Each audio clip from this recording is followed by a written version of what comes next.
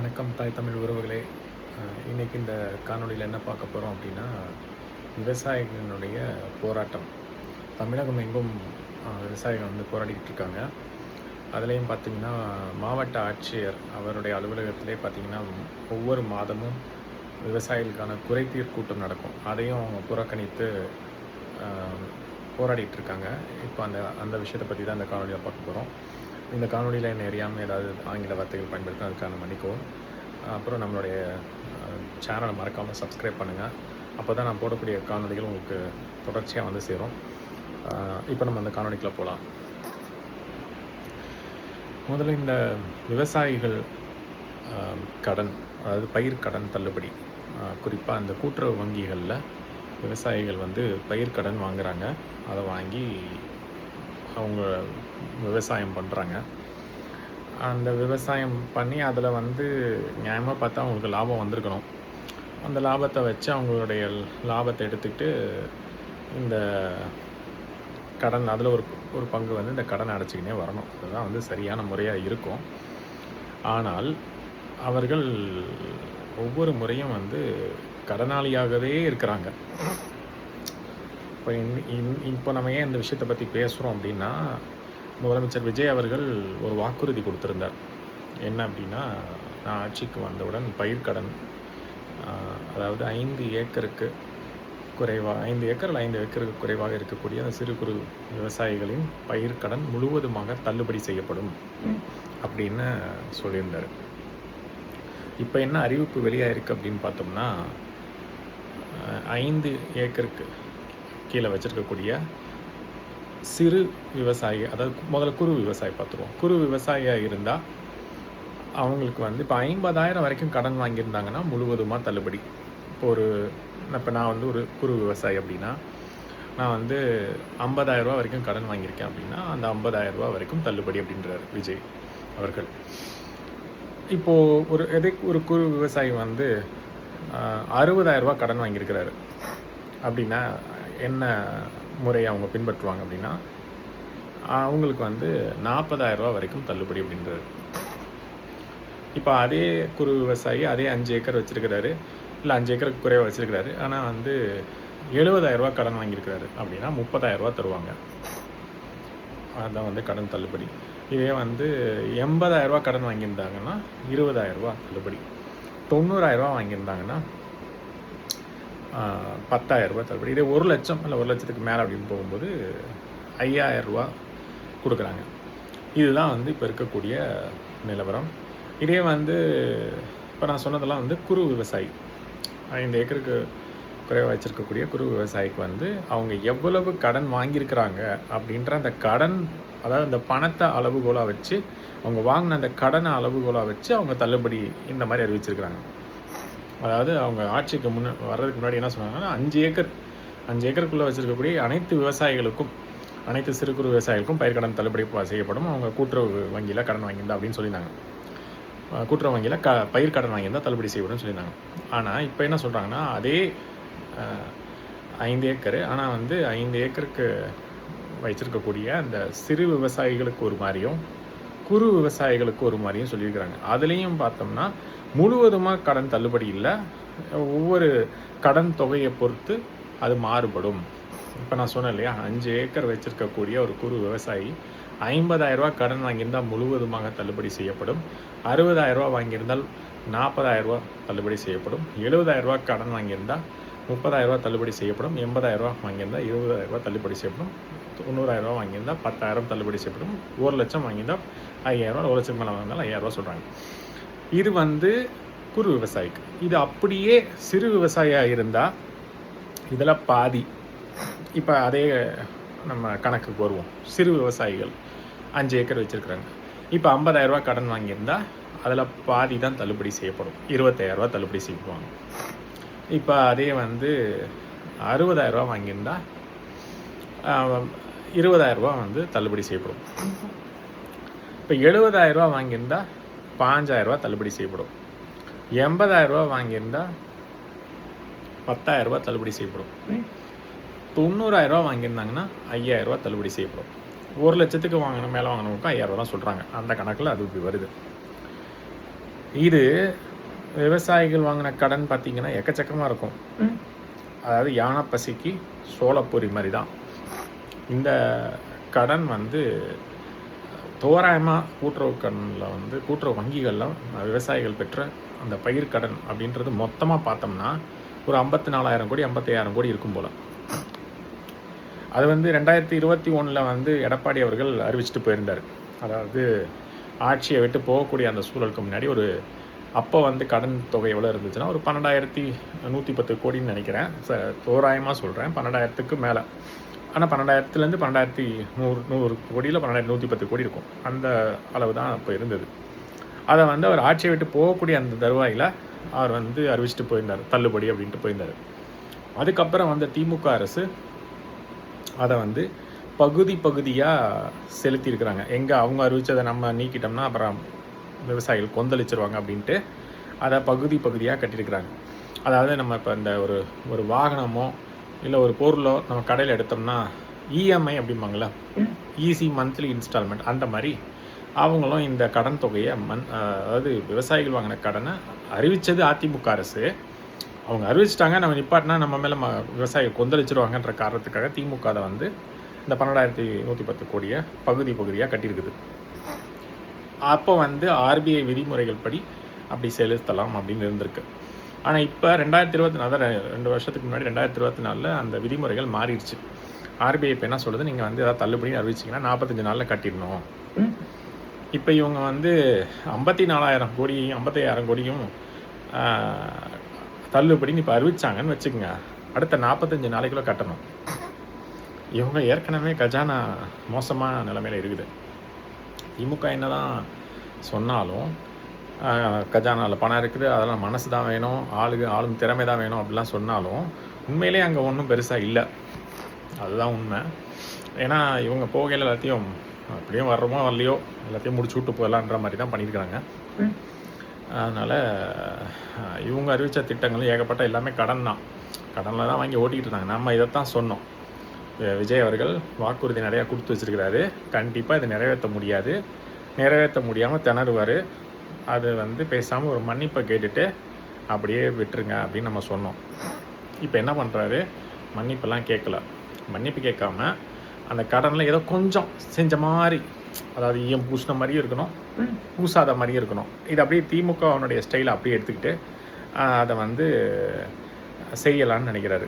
அப்படி செஞ்சோம்னா நம்ம செஞ்ச மாதிரியும் இருக்கும், கொடுத்த வாக்குறுதிக்கு ஏதோ கொஞ்சம் செஞ்ச மாதிரியும் இருக்கும். நம்ம அதை வச்சு ஒப்பேற்றிக்கலாம். செய்யலைன்னு யாரும் சொல்லிட மாட்டாங்க. இப்போ நான் சொன்ன மாதிரி வெளிப்படையாக வந்து மன்னிப்பு கேட்டு செய்யாமல் விட்டால் சரி, மக்கள் வந்து அவர் மன்னிப்பு கேட்டான்னு நினச்சி கூட விட்டுட்டு போகிறதுக்கு வாய்ப்பு இருக்குது. இவர் மல்லு கட்டி இவ்வளோ கஷ்டப்பட்டு இதெல்லாம் பண்ணி அதை வந்து இது பண்ணணும். இப்படி இப்போ ஒரு போராட்டம் வந்திருக்கும். ஆனால் இந்தளவுக்கு வந்திருக்காது. என்னென்னா இவருக்கு வந்து போன வருஷத்துலேயே வந்து 2 வருஷத்துலேருந்தே அரசியல் இருக்கிறாரு. ஆனால் இந்த வருஷம் பிப்ரவரி மாதம் அந்த பட்ஜெட் தாக்கல்லாம் செஞ்சாங்க இல்லையா, அதெல்லாம் அவர் வந்து கவனிக்காமலாம் இருக்க மாட்டார். அதெல்லாம் தெரிஞ்சு தான் இந்த வாக்குறுதி கொடுத்துருக்காரு. தெரிஞ்சு நீங்கள் அந்த வாக்குறுதி கொடுத்தீங்க, அப்போ நீங்கள் ஆட்சிக்கு வரமாட்டோம், வந்தால் வர்றோம், வராட்டி போகிறோம், சும்மா அடிச்சு விடுவோம் அப்படின்னு வச்சு விட்டுருக்கீங்களா? அதனால தான் இப்போ மக்கள்லாம் கொந்தளிக்கிறான். வாக்குறுதி அவர் தானே கொடுத்தாரு, அப்புறம் ஏன் நிறைவேற்ற மாட்டேன்றாரு, நீங்கள் அப்புறம் ஏன் வாக்குறுதி கொடுத்தீங்கன்னு கேட்குறாங்க. நீங்கள் ஒன்றும் வாக்குறுதி கொடுத்துருக்கக்கூடாது, இல்லை கொடுத்துருந்தா அதை நிறைவேற்றணும். இப்போ அதுவும் வந்து நீங்கள் சொல்லிட்டீங்க செய்கிறோன்னு, இப்போ ஆட்சிக்கு வந்துட்டீங்க செய்யுங்கன்றாங்க. ஆனால் நீங்கள் செய்கிறேன்ற பேரில் என்ன பண்ணுறீங்க அப்படின்னா ஒரு கண் துடைப்பு வேலை செய்கிறீங்க. இப்போ நீங்கள் அறிவிச்சிருக்கிற இந்த சிறு குறு விவசாயிகளுக்கான பயிர்க்கடன் தள்ளுபடி இது எந்த வகையில் அவங்களுக்கு பயன்பெறும்? இப்போ இந்த 50,000 வரைக்கும் வாங்கினவங்களுக்கு சரி, அதுவும் இந்த 50,000 வரைக்கும் வாங்கினா குறு விவசாயிகளுக்கு சரி, அவங்களுக்கு மட்டும்தான் முழுசாக தள்ளுபடி ஆகுது. அதுக்கு மேலே வாங்கின எல்லாருக்குமே கொஞ்சம் நீங்கள் கொடுக்காம தானே விடுறீங்க. பாதி பேர் 60,000 70,000 80,000 வாங்கினவங்களுக்குலாம் 80,000 வாங்கினவங்களுக்குலாம் பார்த்தீங்கன்னா 20,000 தான் வருது. மிச்சம் 60,000 அவன் தானே கட்டணும். அதனால் இது எப்படின்னா கண் துடைப்பு. முதல்ல 5 ஏக்கர் வரைக்கும் வச்சுருக்க சிறு குறு விவசாயிகள் அனைவருக்கும் தள்ளுபடின்னு சொல்லிவிட்டு இப்போ இந்த மாதிரி ஒரு அளவு நீங்கள் சொல்லும்போது அவங்க கொந்தளிக்கிறாங்க. நீங்கள் இதெல்லாம் முதலே சொல்லலையே. அந்த மின்சார திட்டத்தில் நீங்கள் சொன்னது தான் 500 யூனிட் வரைக்கும் இலவசமாக கொடுக்கப்படும் அந்த மாதிரி அதை சொல்லியிருந்தீங்க போல, மின்சாரம் இலவசம். இப்போ வந்து 500 யூனிட், அதாவது 200 யூனிட் இலவசம் வந்து அனைவருக்கும் சொல்லியிருந்தீங்க. அதுதான் வந்து நீங்கள் மின்சாரத்தில் வந்து நீங்கள் சொன்னிருந்த திட்டம். ஆனால் ஆட்சிக்கு வந்ததுக்கப்புறம் இல்லை, 500 யூனிட் வரைக்கும் பயன்படுத்தினவங்களுக்கு 200 யூனிட் மின்சாரம் இலவசம், அதுக்கு மேலே பயன்படுத்துறவங்க வெறும் 100 யூனிட் தான் அப்படின்ற மாதிரி சொல்லிட்டீங்க இல்லையா? இதுவும் நீங்கள் சொன்ன வாக்குறுதியில் அப்படி கிடையாது. அனைத்து குடும்பங்களுக்கும் 200 யூனிட் இலவசம்னு சொல்லியிருந்தீங்க மின்சாரம். அங்கேயும் ஒரு ஏமாற்று வேலை நடந்துருச்சு. அது பச்சையாக எல்லாருக்கும் தெரிய ஆரம்பிச்சிச்சு. இப்போ இங்கே வந்து என்ன பண்ணுறீங்க, 5 ஏக்கர் வரைக்கும் வைத்திருக்கக்கூடிய சிறு குறு விவசாயிகளுக்கு முழுவதுமாக பயிர்க்கடன் தள்ளுபடி செய்யப்படும்னு வாக்குறுதி கொடுத்துட்டு இப்போ வந்து இந்த மாதிரி ஒரு அளவுகோலை கொடுத்தா அவங்க கொந்தளிக்க தான் செய்வாங்க. இதுலேயும் வந்து சிறு விவசாயிகளுடைய நிலைமை ரொம்ப மோசம். இப்போ அதுலேயே வந்து 50,000 ஒருத்தர் வாங்கியிருக்கிறாருன்னா அவருக்கு பாதி தான் கிடைக்கும். அவரும் 5 ஏக்கர் தான் வச்சுருக்கிறாரு, அவரும் 50,000 தான் கடன் வாங்கியிருக்கிறாரு. ஆனால் அவர் சிறு விவசாயின்ற அந்த வரமுறைக்குள்ள வரனால அவருக்கு வந்து பாதி தான் பயிர்க்கடன் தள்ளுபடி பண்ணுறீங்க. இந்த சிறு குறு விவசாயிகள் வந்து நம்ம வந்து 5 ஏக்கர்னு சொல்ல வேணாம், நம்ம வந்து குறு விவசாயினா 2.5 ஏக்கர்னு வச்சுப்போமே. சிறு விவசாயிகள்னா 5 ஏக்கர் அந்த மாதிரி வச்சுப்போம். 2.5 to 5, இது 2.5க்கு கீழே அந்த மாதிரி வச்சுக்கலாம். குறு விவசாயிகள்னா 2.5 ஏக்கர் கீழே, சிறு விவசாயிகள்னா 2.5 ஏக்கர்லேருந்து 5 ஏக்கர் வரைக்கும், அதுக்கு மேலே வச்சுருக்கவங்களாம் பெரு விவசாயிகள். அப்படி அந்த கணக்கில் வச்சுப்போம். அந்த கணக்கில் தான் அவங்களும் சொல்கிறாங்க. ஸோ அதனால் நீங்கள் சொல்கிறது வந்து இப்போது நம்ம வந்து 5 ஏக்கர்ன்ற கணக்கை வச்சு பேச வேண்டாம். 5 ஏக்கருக்கு பதில் நம்ம இப்படி சொல்லுவோம், இப்போ வந்து 2.5 ஏக்கருக்கு கீழே இருக்கவங்கெல்லாம் வந்து குறு விவசாயிகள், அதுக்கு 2.5 ஏக்கர்லேருந்து 5 ஏக்கர் வரைக்கும் வச்சுருக்கவங்க சிறு விவசாயிகள், அதுக்கு மேலே வச்சுருக்கவங்க பெரு விவசாயிகள். அந்த கணக்கில் தான் போகிறாங்க. நீங்கள் வந்து அப்படிலாம் பாகுபாடு பண்ணி நீங்கள் சொல்லலை. ஆரம்பத்தில் என்ன சொன்னீங்க, மொட்டையாக 5 ஏக்கர் வரைக்கும் வச்சுருக்கக்கூடிய விவசாயிகள் அனைவருக்கும் கூட்டுறவு கடனில் வாங்கியிருக்கக்கூடிய அனைத்து பயிர்க்கடன்களும் தள்ளுபடி அப்படின்னீங்க. இப்போ வந்து இந்த மாதிரி ஒரு சிறு விவசாயிகளுக்கு இந்த மாதிரி, பெரு விவசாயிகளுக்கு இந்த மாதிரி, இத்தனை ஏக்கருக்குள்ளே இருக்கணும், இவ்வளோ கடன் வாங்கியிருந்தால் இவ்வளவு, இந்த மாதிரி அளவுகள் சொல்கிறீங்களா, இதுதான் அவங்களுக்கு பெருத்த ஏமாற்றத்தை கொடுத்துருக்குறது. நீங்கள் மாற்றம்னு சொல்லி வந்தீங்க, ஆனால் வந்து இப்போ மறுபடியும் இன்னொரு விஷயத்துலையும் ஏமாற்றம் தான் பண்ணியிருக்கீங்க. ஒரு கண் துடைப்பு வேலை தான் பண்ணியிருக்கீங்க. செஞ்ச மாதிரி இருக்கணும், செய்யாத மாதிரி இருக்கக்கூடாது, அந்த மாதிரி நினச்சி நீங்கள் வந்து பண்ணி வச்சுருக்கீங்க. அது வெட்ட வெளிச்சமாக எல்லாருக்கும் தெரிஞ்சு போச்சு. இதை தான் நம்ம வந்து மின்சாரம், அந்த இலவச மின்சாரத்தில் நீங்கள் சொன்ன விஷயத்தையுமே சொல்லியிருந்தோம். இப்போ அது வந்து பயிர்க்கடன் தள்ளுபடியிலையும் வெளிப்பட்டிருக்கு. இதை புரிஞ்சுக்கிட்ட விவசாயிகள், இதே வந்து திமுக ஆட்சி அதிமுக ஆட்சினா வந்து ஏதோ ஒரு நாள் 2 நாள் கொந்தளிப்பாங்க, பேசாமல் போயிடுவாங்க. இப்போ நீங்கள் புதுசாக வேறு வந்திருக்கீங்க, மாற்றம் வேறு சொல்லி வந்திருக்கீங்களா, கொந்தளிப்பு இன்னும் கொஞ்சம் அதிகமாகவே இருக்குது. ஏன்னா இப்போ விட்டால் அப்புறம் கிடைக்காது, இதுதான் நமக்கு சந்தர்ப்பம் அப்படின்னு அவங்க எல்லோரும் வந்து இறங்கிட்டாங்க. அதை நம்ம வந்து குறை சொல்ல முடியாது. ஏன்னா விவசாயிகள் வந்து முதல்ல நம்ம இதை வேறு கோணத்தில் அணுகணும். இப்போ நம்ம இந்த தள்ளுபடி மட்டும் ஃபஸ்ட்டு முதல்ல பேசுவோம். இப்போ இந்த தள்ளுபடி வந்து அவர் அறிவித்தது ஒன்று, செய்கிறது ஒன்று. அதனால் மக்கள்லாம் கோவத்தில் இருக்காங்க. குறிப்பாக விவசாயிகள் அனைவரும் கோவத்தில் இருக்காங்க. அவங்க அத்தனை பேரும் ஒவ்வொரு மாவட்டத்துலேயும் போராடுறாங்க. அதுலேயும் ஒவ்வொரு மாவட்டத்துலேயும் ஒரு மாவட்ட ஆட்சியர் அலுவலகம் இருக்கும். ஒரு நாள் வந்து விவசாயிகளுக்காக குறைதீர் கூட்டம் நடக்கும். அந்த குறைதீர் கூட்டத்தை பூரா அவங்க புறக்கணித்து வெளியில் வந்து படுத்து உருண்டு போராடுறது, சாலையில் உட்காந்து போராடுறது, மாவட்ட ஆட்சியர் அலுவலகத்துக்கு முன்னாடியே உட்காந்து போராடுறது, உள்ளே போய் கூச்சல் போடுறது, இந்த வேலையெல்லாம் நடக்குது. இது போக பத்திரிகையாளர் சந்திச்சு இது பண்ணுறாங்க. அப்புறம் எங்கே பார்த்தாலும் ஆர்ப்பாட்டம், போராட்டம் இதெல்லாம் நடந்துக்கிட்டு இருக்குது. இதெல்லாம் முதல்வர் விஜய் அவர்களுக்கு தெரியாமல் இருக்காது, தெரியும். ஏன்னா தமிழ்நாடு பூரா நடக்குது இல்லையா? ஆனாலும் அவரால் எதுவும் செய்ய முடியாத ஒரு சூழலில் அவர் இருக்கிறாரு. அவர் வாக்குறுதி கொடுத்து வச்சுட்டாரு. RBI இப்படி ஒரு திட்டத்தை, இப்படி ஒரு நடைமுறையை வச்சுருக்குது. 45 நாளில் இந்த 54,000 கோடியும் கொடுக்குறது இவங்களுக்கு ஒதுக்கி இருக்கிற சூழலில் நிதி நிலைமை காரணமாக அதை செய்ய முடியாது.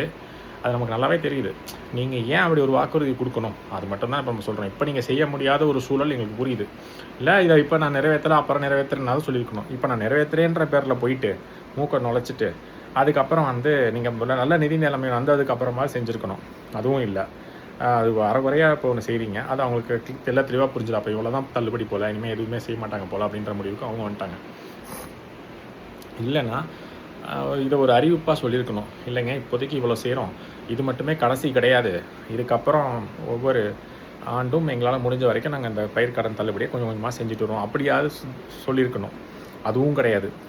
இப்போதைக்கு நிதி நிலைமை எப்படி இருக்குது, போக போக நாங்கள் வந்து பகுதியாக இதை வந்து நாங்கள் தள்ளுபடி பண்ணுவோம், இது வந்து முதல் அறிவிப்பு தான் அப்படின்னு சொல்லியிருந்தாவது இந்த கொந்தளிப்பெல்லாம் ஓஞ்சு போய் அவங்க சரி இன்னும் மிச்சம் இருக்கிற மாதங்கள்லையோ, மிச்சம் இருக்கிற நாட்கள்லையோ, இல்லை மிச்சம் இருக்கிற வருஷத்தில் இவர் வந்து செஞ்சிருவார், இல்லை முழுசாக செய்யலைனாலும் இந்த கொஞ்சமாக செய்வார் அப்படின்ற மாதிரி அவங்களுக்கு இருக்கும். இப்போ நீங்கள் செஞ்சது கொஞ்சம்னா சொல்ல முடியாது. இது வந்து ஒரு சொற்ப அளவு தான். அவங்க வாங்கி வச்சிருக்கிற கடனுக்கும் நீங்கள் சொல்லி இது வந்து 2,000 கோடி விட்டு தான் வரும் போல். அவங்க வாங்கியிருக்குது 55,000 கோடி. அதனால் இது வந்து ஏற்கனவே சொன்ன மாதிரி இது யானை பசிக்கு சோளப்பொரி மாதிரி அவங்க வாங்கின கடன் இங்கே இருக்குது, இவர் அறிவிச்சிருக்குது இங்கே இருக்குது. அதனால தான் எல்லோரும் கொந்தளிக்கிறாங்க. அப்போ இவ்வளோ தான் போலன்னு அவங்க நினச்சிட்டாங்க. இப்போ மிச்சப்புற நம்ம தான் கட்டணுமோ அப்படின்ற அந்த அச்ச உணர்வுக்கு வந்துமா அதில் தான் இந்த போராட்டம் வருது. ஏன்னா அது எல்லாத்துக்கும் வட்டி இருக்கும், கடன் சில பேர் நிறையா வாங்கி வச்சுருப்பான், 10 லட்சம் 20 லட்சம். நம்ம இவங்க வரையறை வந்து 50,000 1 லட்சம் வரைக்கும் பேசிகிட்டு இருக்காங்க. அதில் நிறைய பேர் 5 லட்சம் 10 லட்சம் வாங்கினவங்களாம் இருப்பான். இப்போ அவன் நிலமெல்லாம் அதனால தான் அவங்க வந்து அதெல்லாம் தள்ளுபடி ஆயிரும்னு நினச்சிட்டு உட்காந்துருப்பாங்க. இப்போ வந்து இப்படி ஆயிடுச்சுல, அதனால் அவங்களாம் கொந்தளிக்கிறாங்க. அதான் வந்து இப்போ நடக்கிறதுக்கான காரணம். சரி, முதல்ல நம்ம வந்து இதனுடைய இது வந்து இப்போ இருக்கக்கூடிய சூழல், இதை வந்து விஜய் அவர்கள் தரப்புலேருந்து என்ன சொல்லப்படுதுன்னா, இந்த ஆர்பிஐ வரைமுறை இப்படி இருக்குது, 45 நாளுக்குள்ள கடன் தள்ளுபடினா கொடுத்துடணும் வங்கிகளுக்கு அப்படின்னு சொல்லியிருக்காங்க. நாங்கள் வந்து இந்த சூழலை எப்படி கொடுக்க முடியும் அப்படின்னு சொல்லிட்டு அந்த நிதி அமைச்சர் மரிய வில்சன் அவர்கள் சொல்லியிருக்கிறாரு. ஆனால் வந்து இது ஏற்றுக்கொள்ளும்படியாக இருக்கான்னு கேட்டால், இதெல்லாம் உங்களுக்கு ஏற்கனவே இவ்வளோ கடன் இருக்குது, நிதி நிலைமை எப்படி இருக்குதுன்னு தெரியாதா? முன்னாடியே தெரியும்ல, அப்புறம் ஏன் வாக்குறுதி எப்படி கொடுக்குறீங்க? அங்கே தானே தப்பு நடந்திருக்குது. நீங்கள் வாக்குறுதி கொடுக்கலைன்னா இதை யாரும் பெருசுப்படுத்தி கேட்க போகிறது கிடையாது.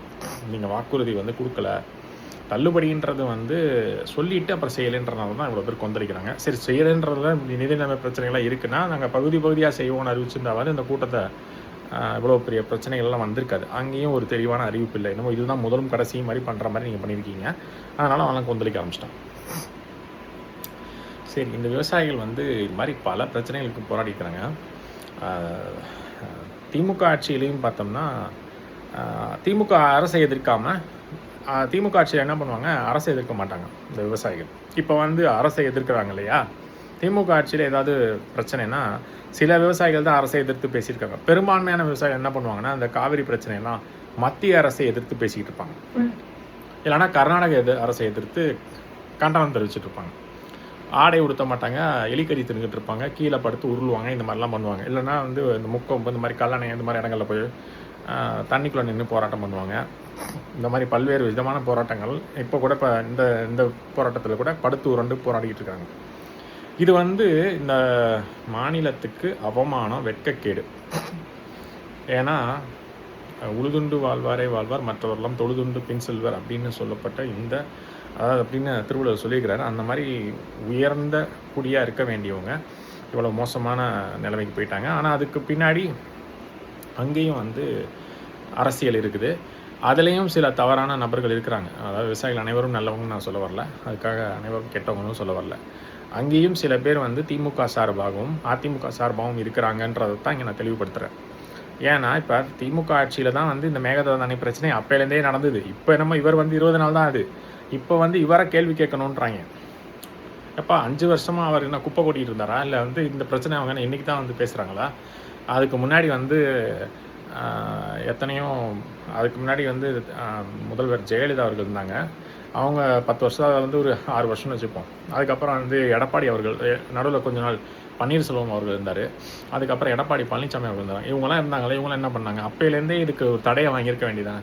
சும்மா உச்சநீதிமன்றம் போகிறோம்னு சொல்லிட்டு காவிரி தீர்ப்பாணையம் வந்துட்டு காவிரி மேலாண்மை அவங்க மூலமாகவும் முயற்சி பண்ணணும்னா சொல்கிறாங்க.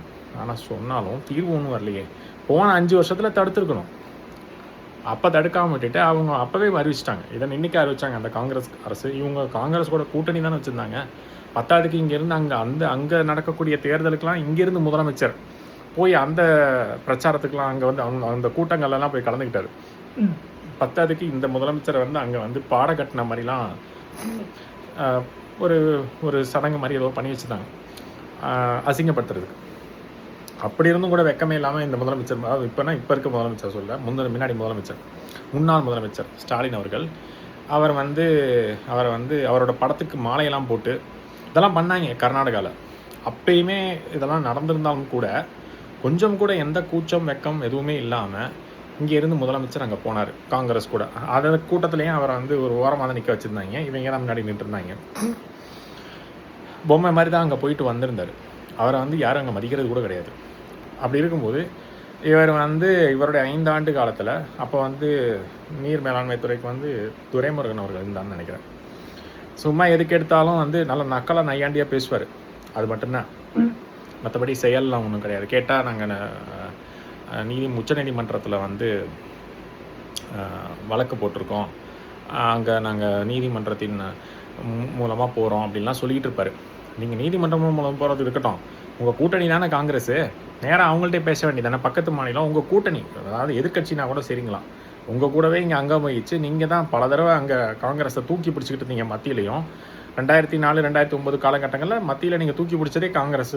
நீங்கள் தூக்கி பிடிச்சனால தான் அங்கே ஆட்சியில் இருந்தது. அப்படிலாம் இருக்கும்போது அப்போவே நீங்கள் இதெல்லாம் நிறைவேற்றிருக்கலாம்.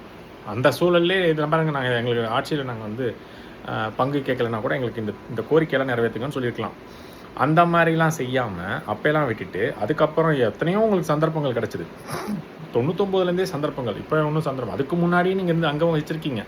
ஆனால் 99லேருந்து 2014 இந்த 15 வருஷம் தொடர்ச்சியாக அங்கே இருந்திருக்கீங்களே, அப்போல்லாம் செஞ்சுருக்கலாம். அதுக்கப்புறம் இப்போ 2019லேருந்து 24 வரைக்கும் அங்கே மத்திய 40க்கு 40 அதெல்லாம் வந்து பெற்றீங்க இல்லையா 2019. அதுக்கடுத்து 2024லையும் நீங்கள் வந்து வெற்றி பெற்றீங்க. இவ்வளோ தூரம் அங்கேயும் வெற்றி பெற்று இங்கேயும் உங்கள் கூட காங்கிரஸை ஒரு 10 வருஷமாக உங்கள் கூட்டணியில் வச்சுட்டு இருக்கீங்க.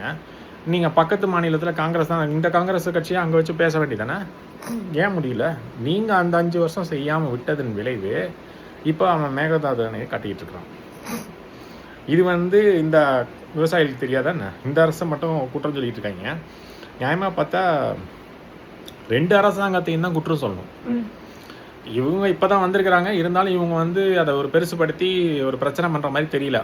இவங்களுக்கு அது என்ன ஏதுன்னு புரிஞ்சுக்காட்டியுமே காலம் போயிடும் போல். அவங்க வந்து 5 வருஷமாக இருந்தாங்களே, என்ன பண்ணிட்டு இருந்தாங்க? சும்மா நான் உச்சநீதிமன்றம் போகிறேன்னு அதை தான் பண்ணிக்கிட்டு இருந்தாங்களே தவிர, இந்த அரசுக்கிட்ட நேராக பேசியோ இல்லை இந்த உங்கள் கூட்டணி கட்சியை வச்சே ஒரு 3ஆம் ஆளாக அவங்களை உள்ளே வச்சு தமிழ்நாடு காங்கிரஸ் கட்சியை வச்சு பேச வேண்டியதானே. இல்லை அங்கே தலைமை தான் உங்களுக்கு தான் அடிக்கடி வந்து இப்போ தான் தலைமை உங்கள் கூட சரியாக டேர்ம்ஸில் இல்லை, ஆனால் அதுக்கு முன்னாடி டேர்ம்ஸில் இருக்கும்போது நீங்கள் அவங்கள வச்சு பேச வேண்டியதானே. பேசி அங்கே இருக்கவங்க சொன்னால் அவங்க காங்கிரஸ் கட்சி அவங்க தலைமை சொல்லும்போது அவங்க ஏற்று தானே ஆகணும். அது எப்படி முடியாதுன்னு சொல்ல முடியும்? ஏன்னா இப்போது மாநில கட்சினா சரி அவங்க சொல்கிறதுக்கே, அப்போ கூட கூட்டணியில் இருந்தால் சில பேர் கேட்பாங்க, எனக்கு இது வந்து கூட்டணியில் இல்லை மாநில கட்சி தனியாக இருக்குதுன்னா சரி அவங்க நம்ம சொல்கிறத கேட்க மாட்டேன்றாங்கன்னா சொல்லலாம். அங்கே இருக்கிறது ஒரு காங்கிரஸ் கட்சி, நீங்கள் இங்கே காங்கிரஸ் கூட்டணியில் இருக்கீங்க, அந்த மத்தியில் இருக்க காங்கிரஸை பல தடவை தூக்கி பிடிச்சி நீங்கள் தான் வந்து வாழ வச்சுருக்கீங்க. அப்படி இருக்கும்போது அவங்க மூலமாக சொல்லி அதை நிறைவேற்றிருக்க வேண்டியதானே. அப்போ 5 வருஷமாக ஏமாற்றிக்கிட்டு இருந்திருக்கீங்க, அது நல்லாவே தெரியுது. அது வந்து இந்த அரசு வந்து இந்த மாதிரி ஒரு பிரச்சனை நடக்கிறத 20 நாளைக்குள்ள போராடி ஜெயிக்கிறதெல்லாம் சாதாரண விஷயம் கிடையாது. இருந்தாலும் இவங்க போராடி ஜெயிக்கிறதா இருக்கட்டும், முதல்ல இவங்க வந்து சும்மா ஒரு கடிதம் எழுதுறாரு. அந்த ஆட்சியில் அந்த மாதிரி கடிதம் எழுதிக்கிட்டு இருந்தாங்கன்றனால தான் அது ஒரு மட்டமான ஆட்சி, லெட்டர் பேட் கட்சின்னு சொல்லிட்டு இருந்தோம் டிஎம்கே. அதே வேலையை அப்படியே டிஎம்கே பண்ணிகிட்டு இருக்கு. மறுபடியும் உட்காந்து மேகதாதுனை தடை விதிங்கன்னு சொல்லி கடிதம் எழுதிட்டு இருக்கிறாரு. இதை வந்து மோடி அவர்களை பார்க்கும்போதும் சொன்னதாக சொல்லப்படுது. ஆனால் அது வந்து எந்த மாற்றமும் நடக்கிற மாதிரி தெரியல. 3ஆம் தேதி இன்னைக்கு வந்து 1ஆம் தேதி. ஸோ 3ஆம் தேதி வந்து திரு சிவகுமார் அவர்கள் அங்கே வந்து பதவி இருக்கிறார் சிஎம்மா. இதுக்கு முன்னாடி இருக்க சித்தராமையா இருந்தாங்க. அவங்களுடைய டேர்ம்ஸே வந்து 2.5 வருஷம் நான் 2.5 வருஷம் நீ அப்படின்ற மாதிரி போயிட்டு இருந்தது. 2.5 வருஷம் சித்தராமையா அவர்கள் முடிச்சிட்டாரு. இப்போ அடுத்த 2.5 வருஷம் டிகே சிவகுமார் அவர்கள் ஆட்சி நடத்த போகிறாரு முதலமைச்சராக. இவர் தான் தெளிவாக சொல்லியிருந்தார், நாங்கள் வந்து மேகதாதுல அணை கட்டுவோம், இதை வந்து யாராலையும் தடுக்க முடியாதுன்றார். இப்போ அவர் தான் சிஎம்ஏ ஆக போகிறாருங்க. இப்போ இந்த லட்சணத்தில் இந்த 2.5 வருஷம் சித்தராமையா அவர்கள் இருக்கும்போதே இவங்க வந்து போய் பண்ண வேண்டியதானே, பிரச்சனையை அதை தடுத்து நிறுத்த வேண்டியதானே.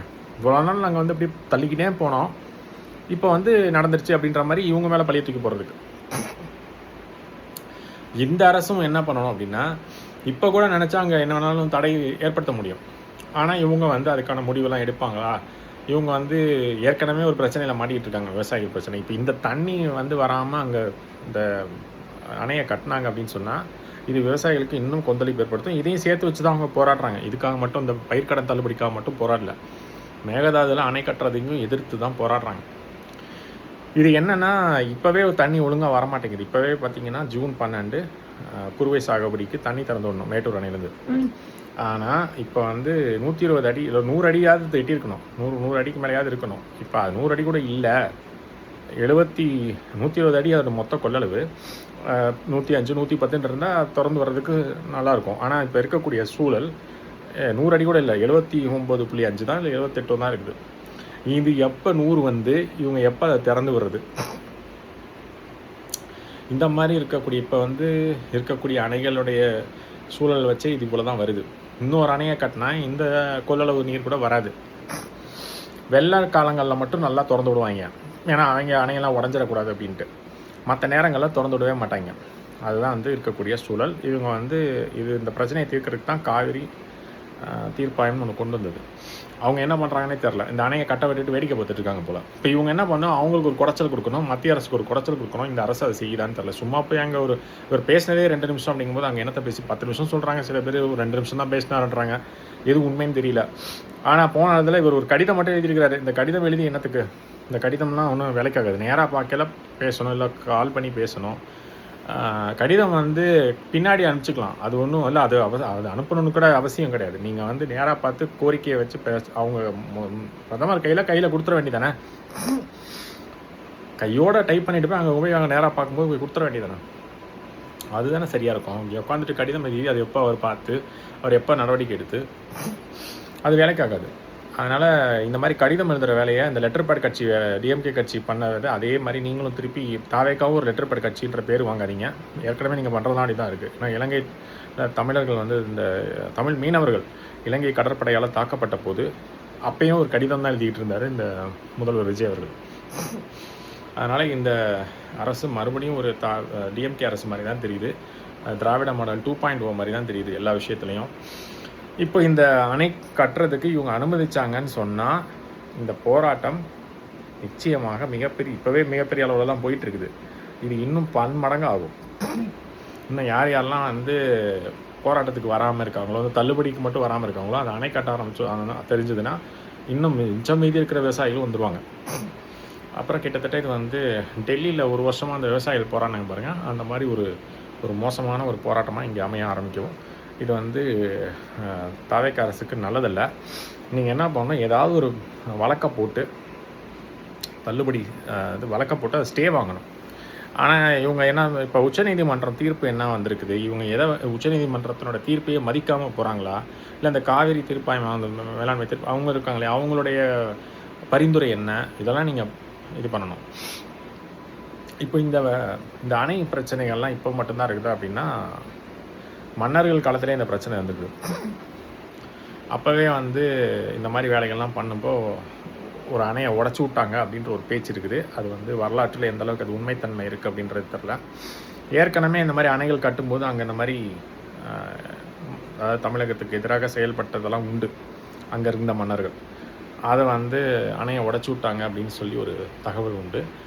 அதுக்கப்புறம் வந்து இந்த மாதிரி அதுக்கப்புறம் எல்லா மாநிலங்கள்லேயும் பார்த்திங்கன்னா அவங்க தேவைக்கு தகுந்த மாதிரி அணைகள் கட்டினாங்க. இங்கே காமராஜர் அணை கட்டினதுக்கப்புறம் யாரும் அணைகள் கட்டலை. முதல்ல ஆனால் இந்த அணைகள் கட்டுறது வந்து சரியா அப்படின்னு கேட்டால், பெரிய பெரிய அணைகள் கட்டுறது தவறு. முதல்ல இப்போ வந்து அவங்கக்கிட்ட ஏற்கனவே கிருஷ்ணராஜசாகர் டேம் இருக்குது. இப்போ இங்கே பார்த்தீங்கன்னா மேட்டூர் டேம் இருக்குது, இங்கே நிறைய டேம்ஸ் இருக்குது. அதே மாதிரி அங்கேயும் நிறைய டேம்ஸ் இருக்குது. இந்த மாதிரி பெரிய பெரிய அணைகள் இருக்குல்ல, இந்த மாதிரி பெரிய பெரிய அணைகள் வந்து ஒரு தவறான ஒரு கட்டுமானம். இது எப்படின்னா, இப்போ நம்ம உடம்புக்குள்ளார வந்து ரத்தம் வந்து சுமூகமாக போகணும். இப்போ ரத்தம் தான் தண்ணின்னு வச்சுக்கோங்க. இப்போ நம்ம உடம்புல ரத்தம் வந்து எல்லா பகுதிக்கும் போகணும்.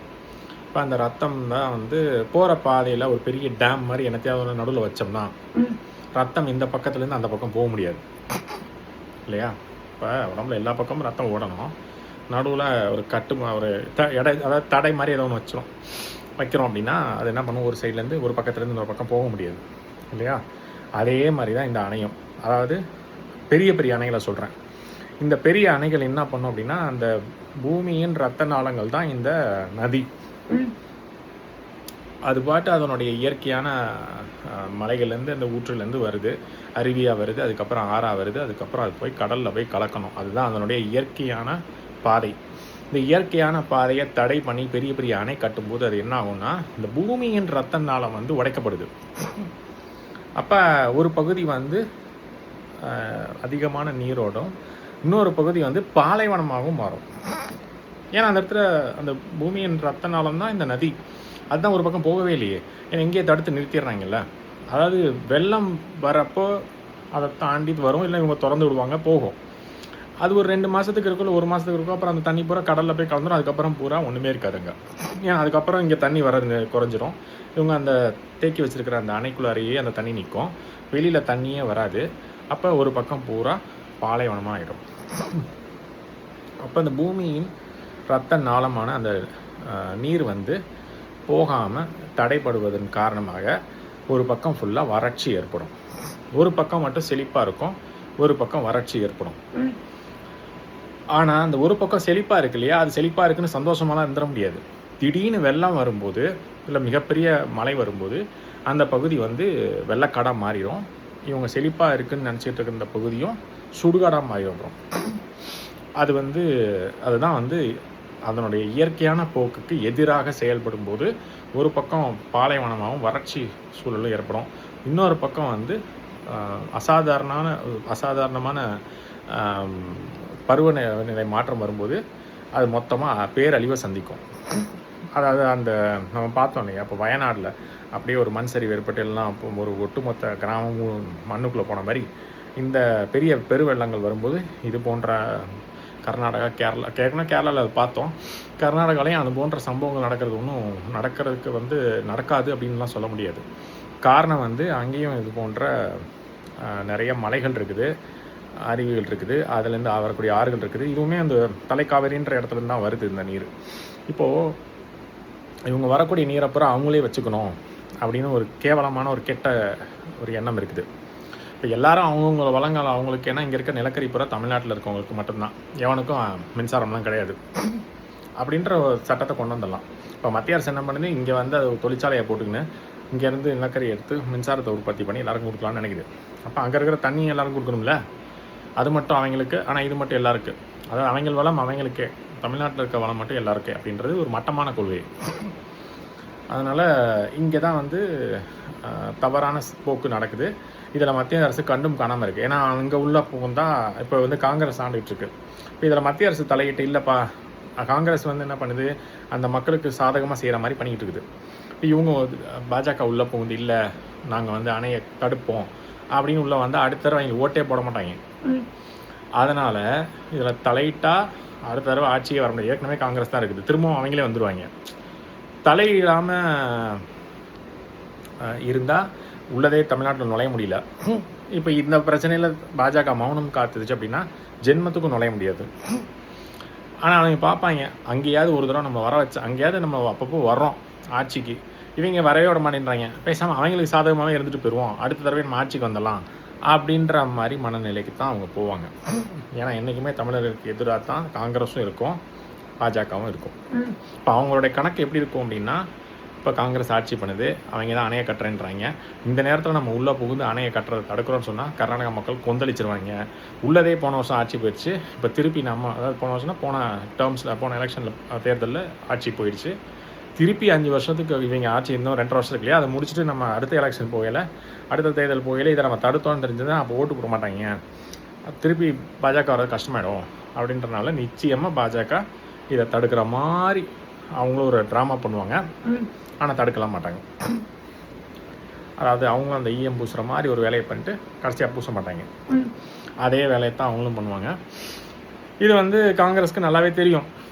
அந்த மக்களுக்குன்னு, மாநில மக்களுக்குன்னு வரும்போது அவங்களுக்கு சாதாரணமாக தான் செயல்படுவாங்க அப்படின்றது அவங்களுக்கு நல்லாவே தெரியும்.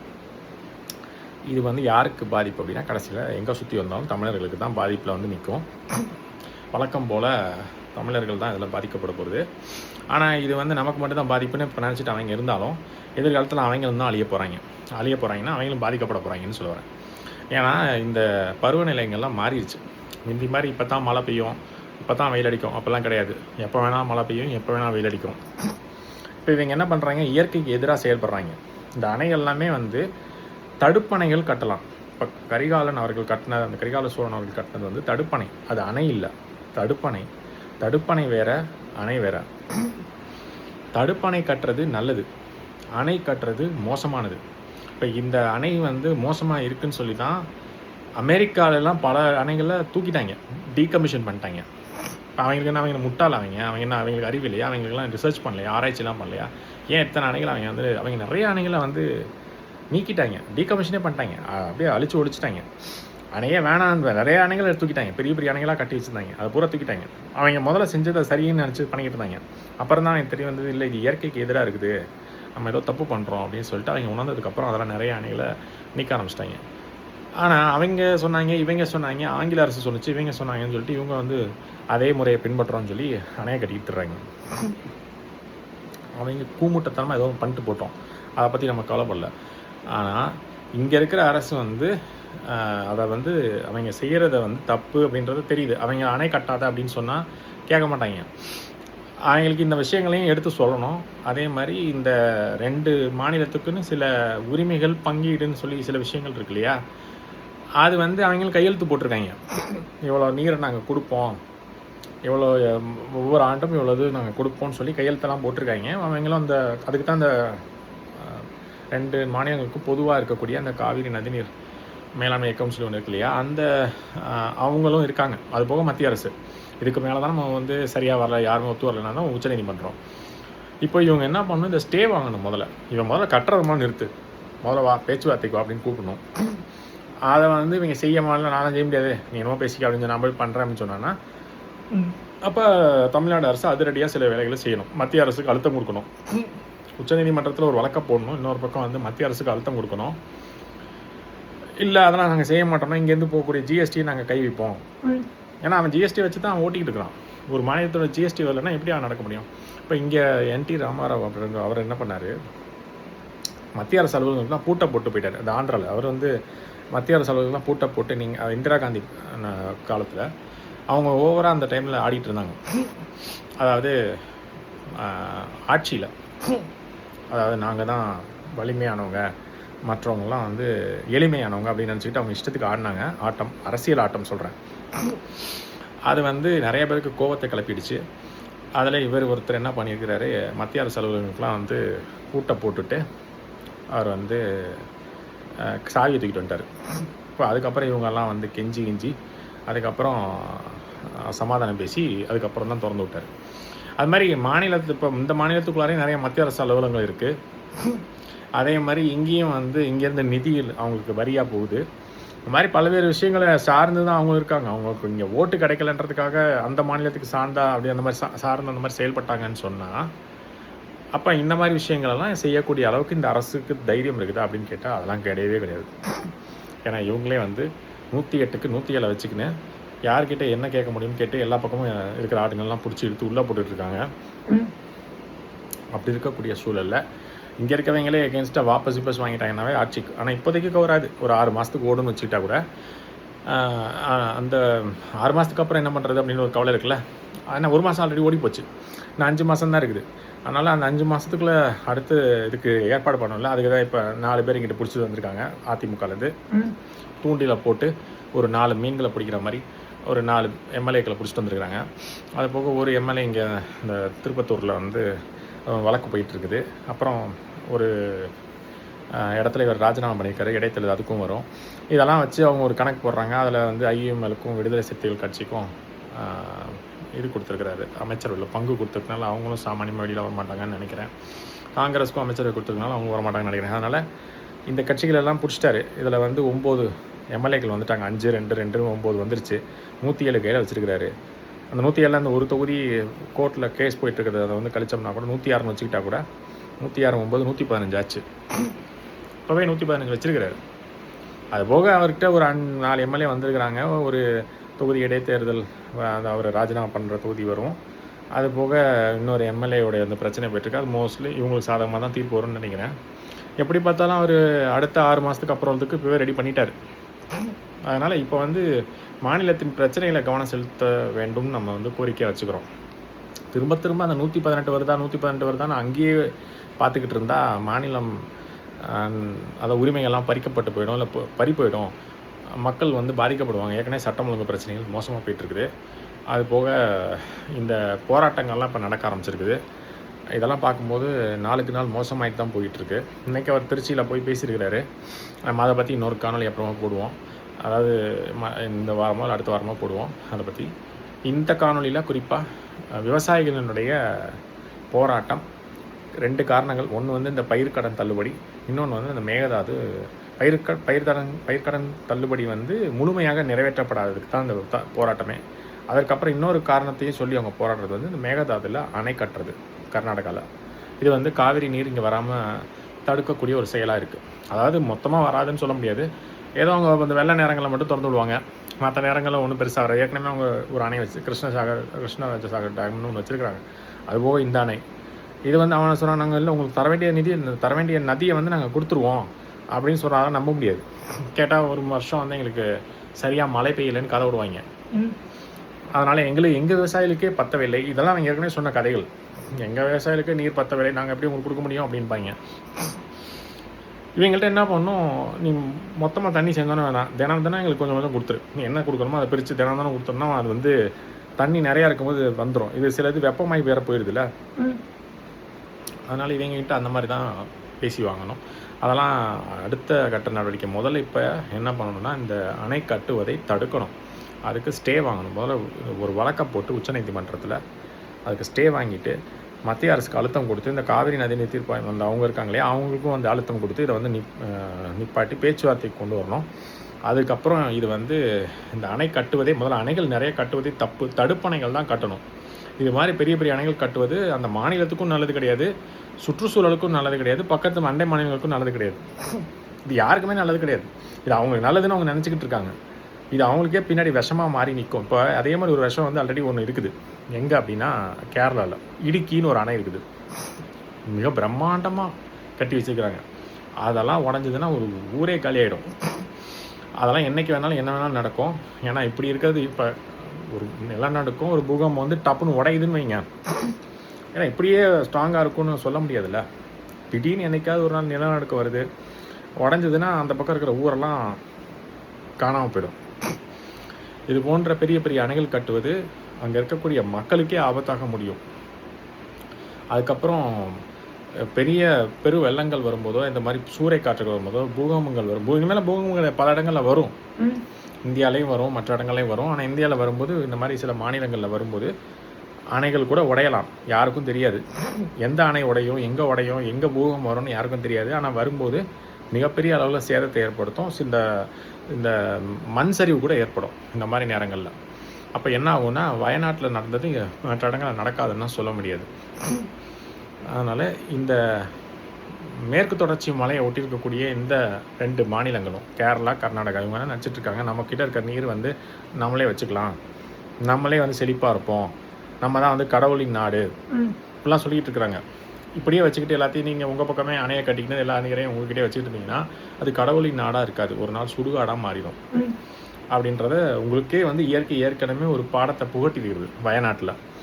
அது வந்து நம்ம கேரளா மக்கள் அதுக்கப்புறம் உணர்ந்தாங்களா இல்லையன்றதை நம்ம பொறுத்து வந்து பார்க்கணும். ஆனால் கர்நாடக மக்களுக்கு வந்து குறிப்பாக அங்கே மக்கள்னு சொல்ல வேண்டாம், அங்கே இருக்கிற அரசியல் கட்சி தலைவர்கள், இங்கே இருக்க அரசியல் கட்சி தலைவர்கள் தான் அதில் மிகப்பெரிய அரசியல் பண்ணிக்கிட்டு பிரச்சனை பண்ணிக்கிட்டு இருக்குதே.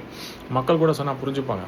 அங்கே இருக்க சில விவசாயிகள் கொஞ்சம் இந்த அரசியல்வாதிகள் சார்பாக, அவங்க சில கட்சிகள் சார்பாக இருக்காங்க. இங்கே எப்படி திமுக அதிமுக சார்பாக இருக்கிறவங்க அந்த மாதிரி இருக்கவங்க புரிதல் இல்லாமல் அந்த கட்சியில் என்ன சொன்னாலும் வேத வாக்கு நம்பிக்கிட்டு இருக்கிற கூட்டம் இருக்கும். ஆனால் சில புரிதல் உள்ளவங்க, இயற்கை ஆர்வலர்கள், சுற்றுச்சூழல் பற்றி தெரிஞ்சவங்களுக்கு அந்த அணையெல்லாம் கட்டுறது தவறு, இது கட்டக்கூடாது அப்படின்னு புரியும். இதை இப்போ நம்ம சொன்னால் நம்ப மாட்டாங்க. அமெரிக்காவே பண்ணியிருக்கா அப்போ சரியாக இருக்கும் அப்படின்னு நம்புவாங்க. உண்மையிலேயே அமெரிக்கா பண்ணியிருக்கான்னு போய் தேடி பாருங்கள், வலைதளத்தில் பாருங்கள் எத்தனை அணைகள் அவங்க வந்து மூடியிருக்காங்கன்னு பாருங்கள். அமெரிக்கா மட்டும் பண்ணலை, பல வல்லரசு நாடுகள் இது போன்ற தேவையில்லாத அணைகளை, சைனா கூட சில வேலைகள் பண்ணியிருக்குது.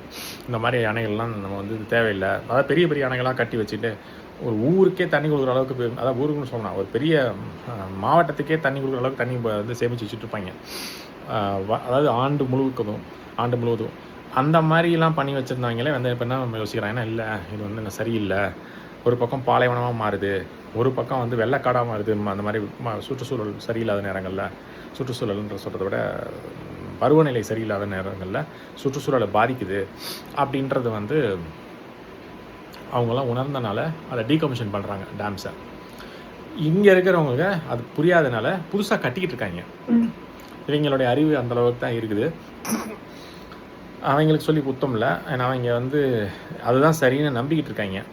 அதனால் நல்லது நடக்க போகிறது கிடையாது. அவங்களுக்கும் சரி, மற்ற மாநிலங்களுக்கும் சரி, அங்கே குடியிருக்கக்கூடிய மக்களுக்கும் சரி.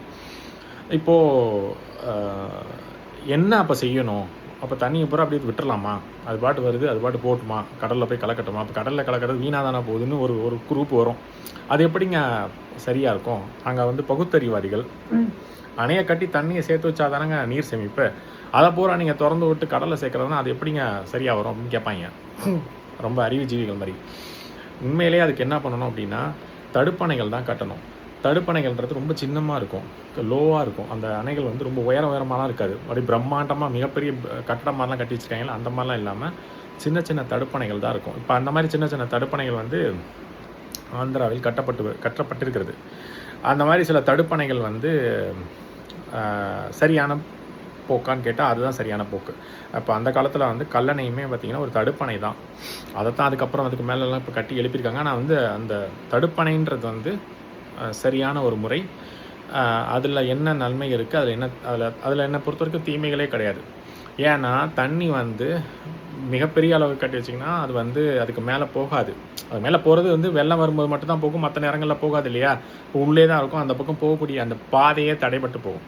சின்ன சின்ன தடுப்பணைகளாக கட்டும்போது என்ன ஆகும்னா ஒரு குறிப்பிட்ட உயரம் தான். அதனால் பெரும்பாலும் அதுக்கு மேலே தான் தண்ணி ஓடும். ஒரு சில காலங்களை தவிர, வறட்சியான காலங்களோ மழை கம்மியாக இருக்க காலங்களை தவிர மற்ற எப்போவுமே பார்த்திங்கன்னா அதை ஒட்டியோ அதுக்கு மேலேயோ தான் தண்ணி போயிட்டே இருக்கும். அப்போ என்ன ஆகும், தடுப்பணைக்கு மேலே ஓவர்ஃப்ளோ ஆகி தண்ணி போகும். அப்போ அந்த பாதை தடைப்படலை. அது தொடர்ச்சியாக அந்த தண்ணியோடைய பாதை தடைப்படாமல் தொடர்ச்சியாக அந்த தண்ணி போய்க்கினே தான் இருக்கும் அந்த பாதையில். அப்போது அந்த பூமியின் ரத்த நாளமான அந்த நதி பாதிக்கப்படாது. இது இங்கே பெரிய பெரிய பிரம்மாண்டமாக ஒரு 10 தடுப்பணையை சேர்த்து வச்சா எவ்வளோ உயரமாக இருக்கும், அந்த மாதிரிலாம் அணை கட்டிகிட்டு இருக்காங்க. அதிலெல்லாம் தண்ணி இறம்பி வர்றதுக்கு வாய்ப்பே ரொம்ப கம்மி. என்றைக்காவது ஒரு தடவை வரும் வெள்ளம். அதை தவிர மற்ற நாட்கள்லாம் அந்த பக்கம் தண்ணியே வராது. இவங்களாம் திறந்து விட்டால் தான் உண்டு. அப்படி இருக்கும்போது என்ன ஆகும், அந்த பாதை தண்ணி போகக்கூடிய பாதை பாதிக்கப்படுது. அப்போ ஒரு பக்கம் வறட்சியாகவும் பாலைவனமாகவும் மாறும், ஒரு பக்கம் அப்படியே தண்ணி ரொம்ப அதிகமாக இருக்கும். அந்த அணை உடஞ்சாலும் ஆபத்து, வெள்ளம் எதாவது பெருசாக வந்தாலும் இவங்க வேகமாக தண்ணியை திறந்து விடணும். அப்போ அந்த கரையோரமாக இருக்கவங்கலாம் பயந்துருவான், அடிச்சுட்டு போயிடும். அப்படியே திடீர்னு வெள்ளம் வருது, என்ன பண்ண முடியும்னு அவங்க முன்னாடியே திறந்து விட்டுருக்கணும். இவங்க தண்ணி நமக்கு வேணும்னு சேமிச்சுக்கினே இருக்காங்களா. அப்போ மொத்தமாக அதிகமாக தண்ணி வரும்போது இவங்க வேகமாக திறந்து விட வேண்டிய சூழல் வரும். அப்போ ஒன்று அணைக்கு சேதம் ஏற்படும், இல்லை அணை கரையோரங்களில் இருக்க மக்களுக்கு பாதிப்பு ஏற்படும். அதான் நடக்கும். அந்த மாதிரி நேரங்களில் இவங்க அப்போல்லாம் பக்கத்து மாநிலங்கள்லாம் யோசிக்க மாட்டாங்க, மொத்தமாக திறந்து விட்ருவாங்க. அப்புறம் பக்கத்தில் இருக்க அந்த மற்ற மாநிலங்களில் இருக்கவங்களும் பாதிக்கப்படுவாங்க, அந்த மக்களும்.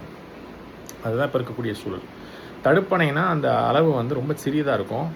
அதுக்குள்ளே இப்போ இதில் என்ன நன்மை இருக்குது, சரி தடுப்பணை வருது, அது ரொம்ப பெரிய அளவில் இல்லை, தண்ணி போகக்கூடிய பாதையை பெருசாக தடுத்துறாது, ஓரளவுக்கு தான் தடுக்கும். அதுக்கு மேலே ஓவர்ஃப்ளோ ஆகி அதுக்கு மேலே தண்ணி போக ஆரம்பிச்சிடும். ஆனால் இந்த தடுப்பணை மூலமாக என்ன நடக்கும்னா நிலத்தடி நீர்மட்டம் உயரும். இதுக்காக தான் அவங்க கல்லணையை கட்டினதே. அந்த அதாவது இவ்வளோ தண்ணி வீணாக போயிட்டுருக்குது, இதை தடுத்து நிலத்தடி நீர்மட்டத்தை உயர்த்துவோம். அதை சில கால்வாய்களாக வெட்டி விவசாயத்துக்கு பயன்படுத்தினாங்க. அந்த தடுப்பணை மூலம் இது பண்ணுற இடத்துல சில கால்வாய்கள்லாம் சைடில் வெட்டி அதில் தண்ணியோடைய திசையை, அதாவது அந்த டைரக்ஷனை மாற்றி விடுறதுக்கு அதை பயன்படுத்தினாங்க. ஒரு பக்கம் கொள்ளிடம், அந்த வெள்ளம் அந்த பக்கம் போகிறதுக்கும், ஒரு பக்கம் விவசாயத்துக்கு அனுப்பி விடுறதுக்கும் நீரை அந்த டைரக்ஷனை மாற்றி விட்டாங்க. அதை சற்று தடுத்து நிறுத்தி அதனோட பாதையை திருப்பி அனுப்பி அதை சில கால்வாய்களாக வெட்டி அதன் மூலமாக விவசாயத்துக்கு நீர்ப்பாசனத்துக்கெலாம் பயன்படுத்துகிறாங்க. இந்த நிலத்தடி நீர்மட்டம் உயரணும்னா இது போன்ற சில தடுப்பணைகள், இப்போ ஒரு தடுப்பணையெல்லாம் பத்தாது. இப்போ அவங்க ஆந்திராவில் 22 தடுப்பணை கட்டிட்டாங்க அதுக்குள்ளே. அது மாதிரி நிறைய தடுப்பணைகள் நிறைய கட்டலாம். ஆனால் அணைகள் 1 கட்டுறது 2 கட்டுறதே தப்புன்றேன் நான். ஏன்னா அது மொத்த பாதையுமே தடுத்து நிறுத்திடும். அது ஒரு மோசமான ஒரு செயல், அந்த மாநிலத்துக்குமே ஒரு மோசமான செயல். அவங்க தெரியாமல் கட்டியிருக்காங்க. அதாவது சொந்த காசுலேயே சூனியம் வச்சுக்கிறதும்பாங்கல்ல. இப்போ அதைத்தான் கர்நாடகா பண்ண போது, ஏற்கனவே பண்ணியிருக்குது. இப்போ அதையும் மறுபடியும் மேற்கொண்டு நம்ம இன்னும் கொஞ்சம் அதிகமாக சூனியம் வச்சுப்போம் அப்படின்னு சொல்லி பண்ணிக்கிட்டு போகிறாங்க. அது அவங்களுக்கும் புரியல, அவங்க மக்களுக்கும் புரியல. அவங்க அனுபவப்படும் போது இல்லை எனக்காவது ஒரு பாதிப்பை சந்திக்கும் போது அவங்க நம்ம செஞ்ச தப்பு அப்படின்னு புரிஞ்சுப்பாங்க. இப்போ அடுத்து இந்த தடுப்பணைகளுடைய பயன்னா குறிப்பாக இந்த கால்வாய்கள் நிறையா வெட்டி அதன் மூலமாக தண்ணியை ஒரு பக்கம் அதாவது விவசாயத்துக்கு எடுத்துகிட்டு போகலாம். இன்னொரு பக்கம் இந்த வெள்ளம் வரும்போது அதை வேற ஒரு பக்கம் திருப்புவதற்கு இன்னொரு பக்கம் ஒரு பாதையும் இருக்கும்போது அது ஊருக்குள்ளே வராது. அது தண்ணி இப்போ நம்ம தடுப்பணை தான் கட்டுறோம், அணை கட்டலை. இப்போ அது சொல்லுவாங்க, உடனே நாளைக்கு வெள்ளம் வந்தால் என்ன பண்ணுறது, அதுக்கு மேலே வேகமாக தான் போகும் அப்படிம்பாங்க. அதுக்கு தான் என்ன பண்ணணும், இந்த பாதைகளை திருப்பி விடக்கூடிய ஊருக்குள்ளே வராமல், அதுக்கு தான் அவங்க கொள்ளிடம்னு வச்சுருக்காங்க. காவேரிக்கு வந்து இந்த கொள்ளிடம்ன்ற பாதை வந்து வெள்ளம் வரும்போது மட்டும்தான் அதில் தண்ணி போகும், மற்ற நாட்களில் போகாது. அந்த அளவுக்கு அவங்க அந்த அளவுக்கு யோசிச்சிருக்கிறாங்க, ஊருக்குள்ளே தண்ணி வரக்கூடாது. அந்த கொள்ளிடம் பாதையில் குடியேற்றம் ரொம்ப இருக்காது. அதெல்லாம் தெரிஞ்சு அந்த பாதைக்குள்ளார, அந்த பாதை வழியாக தண்ணியை திருப்பி விடுவாங்க. அந்த தண்ணி திருப்பி விடக்கூடிய அந்த டைரக்ஷன் சேஞ்சிங்கிற மாதிரி ஒரு இடம் தான் அந்த கல்லணை. ஒரு பக்கம் அந்த நீரினுடைய பாதையை திருப்பி விடுறது, இன்னொரு பக்கம் அந்த கால்வாயை வெட்டி இந்த கால்வாயின் மூலமாக நீர்ப்பாசனத்துக்கு பயன்படுத்துவது, வெள்ளம் வரும்போது இன்னொரு பாதையில் அனுப்பி விடுறது. அதே நேரத்தில் இந்த தடுப்பணை மூலமாக தடுக்கிறதன் மூலமாக நிலத்தடி நீர்மட்டமும் உயரும். இந்த மாதிரி பல்வேறு பலன்களை வச்சு தான் அந்த அணை கட்டப்பட்டது. அப்போ வந்து ஒரு டெக்னாலஜியும் கிடையாது. அந்த மாதிரி ஒரு நீர் அப்போ வந்து வேகமாக வேற போகும். இந்த மாதிரி இப்போ இருக்கிற மாதிரிலாம் கம்மியாலாம் கிடையாது. அப்போல்லாம் நீர் அதிகமாக இருக்கும். அதனால் அந்த போகக்கூடிய வேகமான நீரோட்டம், காவிரி நீரோட்டம் வந்து சாதாரணமாக அதாவது கம்மியான வேகத்துலலாம் போகாது, அது வேகமாக போகும். அதிகமான வேகம் இருக்கும் அந்த நீரின் வேகம். அப்போ வந்து அதை தடுத்து நிறுத்துறது வந்து ரொம்ப சிரமமான ஒரு விஷயம். ஆனால் அதே மாரி இந்த கற்களை போட்டு, இது வந்து பூம்புகார்லேருந்து அவருக்கு வந்த ஞானம். அவர் வந்து அந்த கடலில் வந்து கடலில் நிற்கும்போது, கடற்கரை ஓரத்தில் நிற்கும்போது அந்த கடல் அலை வந்து காலில் வந்து அப்படி வந்து தடவி கொடுத்துட்டு போகிற மாதிரி வந்து போவோம். அதுக்கப்புறம் அடியில் இருக்கிற அந்த மண் வந்து கீழே உள்ளே இறங்கும். அப்போ அவரை அதை கவனிக்கிறார் கரிகால சோழன் அவர்கள். கடற்கரை ஓரமாக நிற்கிறார், பூம்புகாரில் நின்றுட்டு ரொம்ப சோகமாக இருக்கிறார். இதுக்கு எப்படி ஒரு வழி பண்ணுறது, இந்த காவிரி நீரானது ரொம்ப வேகமாக போகுது, ஆனால் ஏதாவது பண்ணணும், மக்களுக்கு ஏதாவது நீர்ப்பாசனம் செய்யணும் அப்படின்ற மாதிரிலாம் அவர் யோசிக்கிறாரு. அப்படி யோசிக்கும்போது இதை வந்து பூம்புகாரில் நின்று யோசிச்சுட்டு இருக்கிறார் அந்த கடற்கரைக்கிட்ட. அப்போ இந்த கடற்கரை பக்கத்தில் நிற்கும்போது அந்த கடல் அலை வந்து அவர் காலில் மோதிட்டு போகும்போது அவருடைய கால் உள்ளே போகுது. அப்போ அந்த மண்ணுக்குள்ளே போகிறத அவர் உணர்றாரு. அப்போ திரும்பவும் அதே மாதிரி வருது, திரும்பவும் அதே மாதிரி கால் உள்ளே போகுது. அப்போ இந்த கொஞ்சம் கொஞ்சமாக ஒரு பொருள் அது மேலே வச்சோம்னா, அந்த நீரோட்டத்துக்கு இருக்கும்போது அந்த இடத்துல வச்சோம்னா அது வந்துட்டு போகும்போது அது கொஞ்சம் கொஞ்சமாக மண்ணுக்குள்ளே இறங்குது அப்படின்றத உணர்றாரு. அப்படித்தான் அவர் என்ன பண்ணார், அந்த ஆற்றின் நடுவில் ஒரு குறிப்பிட்ட இடத்த தேர்ந்தெடுத்து அங்கே வந்து பெரிய பெரிய கற்களாக போடுறாரு. என்ன நடக்குதுன்னு பார்க்குறாரு. அது கொஞ்சம் கொஞ்சமாக உள்ளே போகுது. அப்புறம் அந்த கல்லோட இன்னொரு கல்லை போடும்போது அது முன்னாடி ஒரு ஒட்டு பூசு மண் மாதிரி ஒன்று தடவி அதை போட்டு அது மேலே போடுறாங்க. அப்போ அதுவும் போய் ஒட்டிக்குது. இது மாதிரி கல்லுக்கெல்லாம் போட்டு வரும்போது ஒரு குறிப்பிட்ட அளவு மேலே வரைக்கும் வந்துடுது. அதை வந்து அவங்க தடுப்பணையாக பயன்படுத்துகிறாங்க. அதை வந்து அதுக்கப்புறம் அது நல்லா ஒட்டிக்குது, நல்லா ஒட்டி சேர்ந்தாப்புல ஆகிடுது. அது அது வந்து இந்த சில காலங்களில், கோடை காலங்கள்லாம் தண்ணி கம்மியாக இருக்கிற காலங்களே இதை முடித்து அது காஞ்சதுக்கப்புறம் அந்த அணை வந்து பயன்பாட்டுக்கு வருது. அது வந்து உண்மையிலே அவங்க எதிர்பார்த்த அளவுக்கு நல்ல பலனை தருது. அப்போ தான் நம்ம சொன்ன இந்த கால்வாய்களும் வெட்டுறாங்க, அதன் மூலமாக பாசனத்துக்கு பயன்படுத்திக்கிறாங்க. இது மாதிரி அவங்க அந்த காலத்தில் அவங்களுக்கு தெரிஞ்ச விஷயத்தை வச்சு அவங்க பண்ணுது. அதுக்கு வந்து இப்போ இந்த கல்களை தூக்கி போடுறதுக்கு யானையெல்லாம் பயன்படுத்துகிறாங்க, மக்களையும் பயன்படுத்துகிறாங்க, அது மாதிரிலாம் செய்கிறாங்க. அதே மாதிரி இப்போ வந்து டெக்னாலஜி எக்கச்சக்கமாக வந்துருச்சு. இப்போல்லாம் வந்து கிரெயினை வச்சு தூக்கி போட்டுக்குவாங்க, எல்லாம் பண்ணுவாங்க. இப்போ சில இடங்கள் அணை கட்டுறாங்க, கட்டிக்கிட்டு இருக்கும்போதே விழுகுது. அந்த மாதிரி மோசமான விஷயங்கள்லாம் நடக்குது. கங்கை நதிக்கு நடுவில்னு நினைக்கிறேன், வடக்கில் ஒரு மாநிலத்தில் 3 தடவை கட்டி 3 தடவையும் பாலம் இடிஞ்சு விழுந்துருச்சு. பாலம் தான் கட்டினாங்க, அவங்க அணை கட்டலை, பாலம் கட்டினாங்க, பாலமே இடிஞ்சு விழுந்துருச்சு. இங்கே அணையே கட்டி அது ஸ்ட்ராங்காக இருக்குது, அதுவும் 2000 வருஷமாக. ஸோ அப்போ வந்து இந்த அணை வந்து இவங்க கட்டுறது தவறு, அதுதான் நம்ம சொல்கிறோம். மேகதாது அணை கட்டுறது தவிர அதுக்கு பதிலாக அவங்க தடுப்பணை வேணால் கட்டிக்கிட்டோம். அந்த தடுப்பணை வந்து அவங்களுக்கும் நல்லது, மற்றவங்களுக்கும் நல்லது. அதுக்கு மேலே வந்துச்சுன்னா அதுவும் ஒன்று. அதுக்காக இந்த ஆந்திராவில் கட்டின மாதிரி 20, 30, 40 கட்டுறதும் ரொம்ப ரொம்ப அதிகம். அந்த மாதிரி அவ்வளோ தடுப்பணைலாம் தேவையே கிடையாது. இருந்தாலும் அவங்க அந்தளவுக்கு சேமிக்கிறேன்னு சொல்லி சேர்க்குறாங்க. சரி, சேமிக்கிட்டோம், அது அவங்க மக்களுக்கு நன்மை தருதுன்னு சொல்லி அவங்க செய்கிறாங்க. அது மாதிரி இவங்க தடுப்பணை வேணால் கட்டலாம். ஆனால் அதை விட்டுட்டு இந்த மாதிரி பெரிய பெரிய அணைகள்லாம் கட்டினாங்கன்னா அது வந்து அவங்களுக்கே நல்லதாக, அவங்களுக்கே பாதகமாக முடியும் அப்படின்றதான் நம்ம அந்த காணொலியில் பதிவு பண்ணுறோம். நம்மளை பொறுத்த வரைக்கும் இந்த மேகதாது அணை கட்டுவது வந்து தவறு. இதை முதல்ல தடுத்து நிறுத்தணும். ஏதாவது இந்த தாவேக அரசு செய்யணும். ஒட்டுமொத்த எதிர்க்கட்சிகளும் சேர்ந்தே இந்த விஷயத்தை கர்நாடக அரசுக்கு எதிராக முழக்கத்தை எழுப்பணும். ஒரு சில மாநில விஷயங்களுக்கு ஒட்டுமொத்த கட்சிகளும் ஒன்றா சேர்ந்து செய்யணும். சும்மா ஆளுங்கட்சி மட்டும் செஞ்சால் போதும், நம்மளாம் வேடிக்கை பார்த்துட்டு ஆளுங்கட்சியை குறை சொல்லிட்டு உட்காந்துட்டு இருக்கலாம்லாம் திமுகவோ இல்லை அதிமுகவெலாம் இருக்கக்கூடாது. இந்த மாதிரி விஷயங்கள் நீங்கள் ஆட்சியில் இருக்கும்போது செஞ்சுருக்கணும்.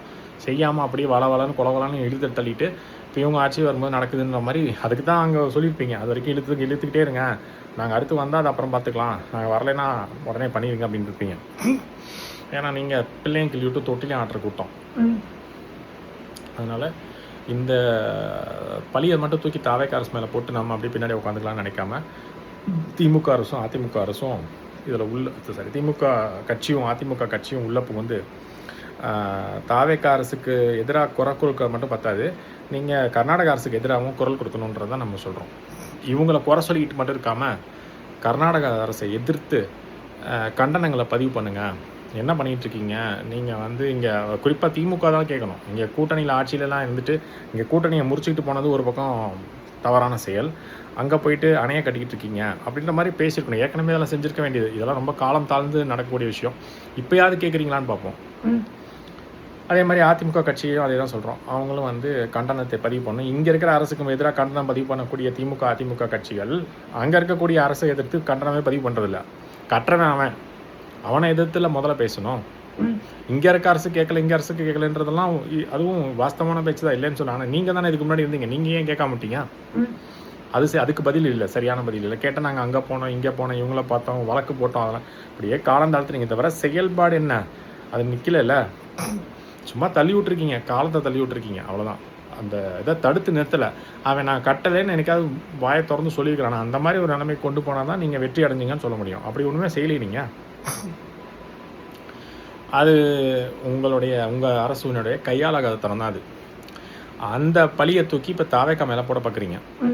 இப்போ இருக்கிற அரசு இப்போ இவங்க வந்துட்டாங்க, சரி அவன் தப்பு செஞ்சுட்டான்னு சொல்லிட்டு இவங்க ஓபி அடிச்சிருக்க முடியாது. இவங்க போய் வழக்கை புதுசாக தொடர்ந்து இதை தடுத்து நிறுத்த பார்க்கணும். ஏன்னா தாவேக்கா அரசியலில் தான் அங்கே மேகதாதனை கட்டப்பட்டதாக வரலாற்றில் பதிவு செய்யப்படும். ஏன்னா இப்போ இவங்க பண்ணுறதெல்லாம் பிற்காலத்து வரவங்களுக்கு இது ஒரு வரலாறு ஆயிரும். இந்த ஆட்சியில் தான் இந்த மாதிரி ஒரு மோசமான செயல் நடந்துச்சு, இவங்க கண்டும் காணாமல் விட்டாங்க அப்படின்ற மாதிரி பின்னாடி பேசிகிட்டு இருப்பாங்க. அதனால் நீங்கள் அந்த மாதிரி ஒரு மோசமான ஒரு செயலுக்கு ஆளாயிடாதீங்க அப்படின்றது மன்றத்தில் பதிவு பண்ணுறோம்.